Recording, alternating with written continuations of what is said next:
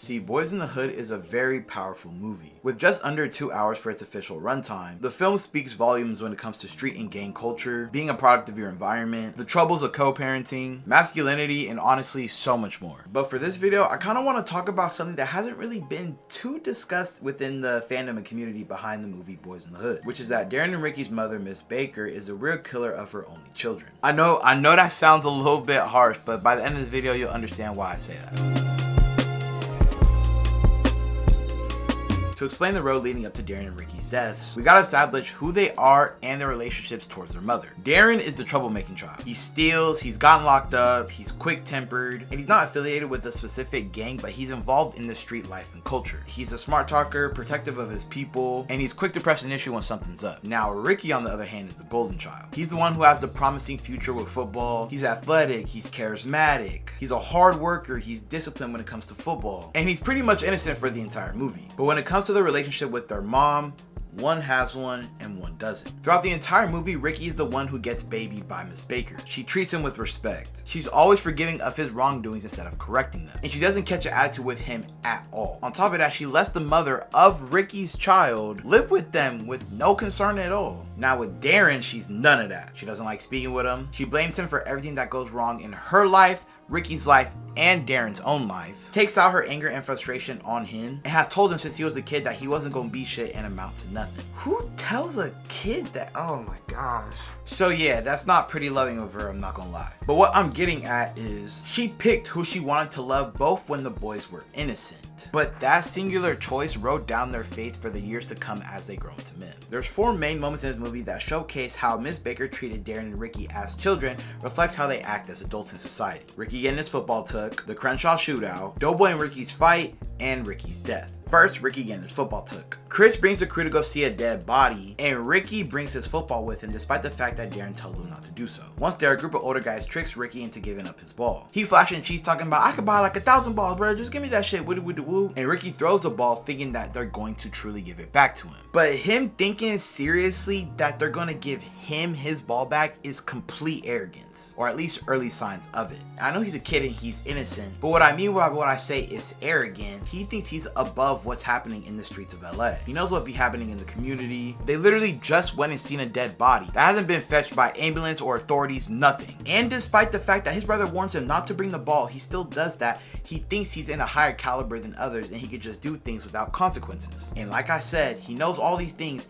and he still throws the ball. And that's a mentality that he's slowly building in his head, since at home, he can act in ways with no consequences. And since that special mentality that he's built from his mother doesn't reflect here, what did Darren do? He stood his ground for his brother and he got his ass beat by grown men. But due to him getting his ass beat, what happens? He gets his ball back. Further putting in his mind, it doesn't really matter what happens in the middle. If something happens, I'ma get my way regardless in the end. It's a gradual progression when it comes to his arrogance, bro, I'm telling you. And it all stems from the way his mother treats him at home. Next is the Crenshaw shootout. While everybody hangs out in Crenshaw, Ricky gets bugged by some gang nigga wearing all red. Now, him getting pushed is not his fault. Completely not his fault. But his reaction is definitely his fault. Throughout this entire movie, we've never seen Rick raise his voice once. I don't even think he said the N-word this entire film up until now. He gets bugged, he asks what's wrong with him. Dude says, "Fuck you looking at, nigga?" And this is how Ricky responds. "I'm still trying to find out, nigga."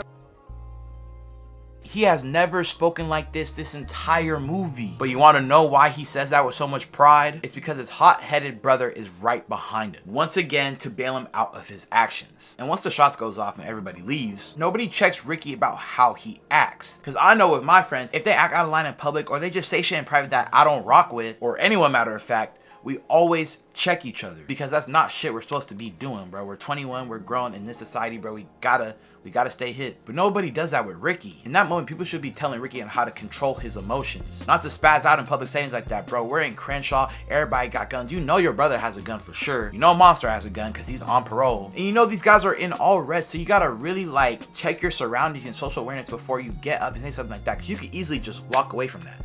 But nobody tells him that. He just gets away with his actions because of how his mom was raised him and the fact that he has a brother ready to tweak out on any given moment because he's protective of his brother. But ultimately, this scene seals the fate for everybody in this movie. It seals the fate of Darren, it seals the fate for Rick, and it seals the fate for 3 of those gang members. Next is Doughboy and Ricky's fight. This all starts when Rick's baby mama tells him to go get some cornbread because he's trying to cook. Rick is tapped into the TV talking about the army and shit, but he agrees to go. But don't forget, Ricky is entitled. He tells Doughboy to go get the cornbread for him, and Doughboy says, nigga, they did not ask me to go get that shit. She did not go ask me to get that shit, bro. Go do it yourself. And then a little bit of back and forth starts happening. Rick tells Doughboy to get the fuck out of his face, even though he's the one that started the conversation. And then Doughboy pushes him off the porch and they start boxing in the front yard. Now, to most watchers, it's just brothers being brothers. They just fed up with each other, so they start brawling. But what's really happening here is Doughboy's built up jealousy and envy for the way people treat Rick compared to him, leading to the two to fight, thinking he could just order him around, constantly getting away with shit due to how his mom treats Rick, and just seeing how for years on end they share the same mother,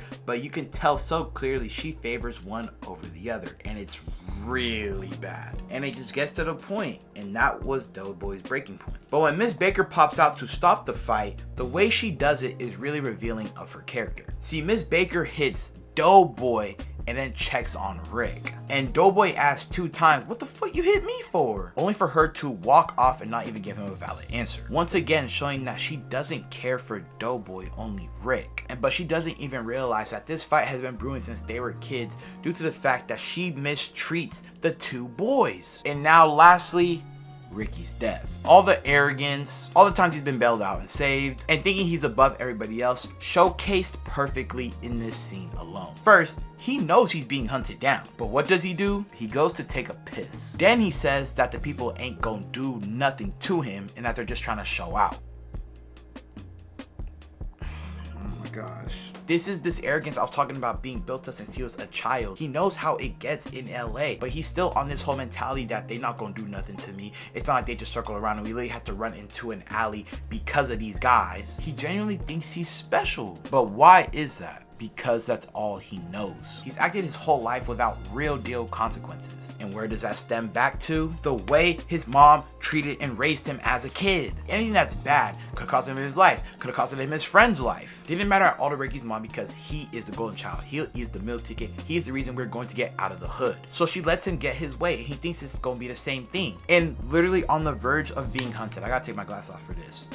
What does Ricky do once again? He stops walking and he starts scratching lottery, bruh. How do you even oh my gosh, dude, you scratching lottery and you're being hunted down. The saxophones get hella loud. The saxophone damn near screaming for help. And then what happens? Ricky!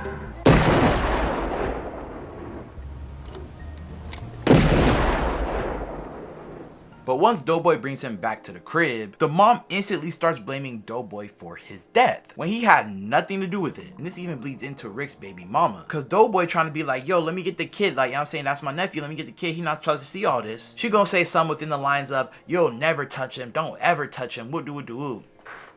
What? She has this bias towards Doughboy too. But all he's trying to do is be protective once again because that's all he knows. And what's so heartbreaking about this scene in my opinion is that throughout the entire film we never get a real moment of Doughboy and his mom sharing a genuine loving moment. I can't even say relationship. We don't even get a moment. And now when they're both in this vulnerable state, his little brother is dead, her son is dead, child not gonna have a father in his life, baby mama in despair, is blood leaking on the sofa. He tries to console his mother and have this genuine moment and this genuine hug. And what does she do? She starts beating on him, screaming at him, putting paws on him saying, it's your fault, it's your fault, it's your fault. Her immediate response was to beat on her child. And that's what leads to Doughboy later getting revenge for his brother's killing. But one of the best scenes in this movie is Doughboy's final monologue, where he talks to Trey and he confirms that yes, he got the people that killed Ricky, but he doesn't even feel anything after. He doesn't feel exhilarated. He doesn't feel happy that he got his get back.